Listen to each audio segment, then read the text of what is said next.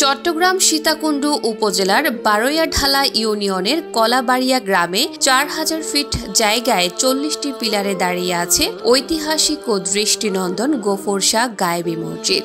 200 বছরের পুরনো এই মসজিদ প্রতিষ্ঠার পেছনে আছে নানা গল্প। কথিত আছে আব্দুল গফুর নামে এক কৃষক গায়েবী আদেশ পান, সেই অনুযায়ী প্রায় 200 বছর আগে নির্মিত হয় মসজিদটি। তাই এই মসজিদটি গফুর শাহ মসজিদ নামে বহুল পরিচিত।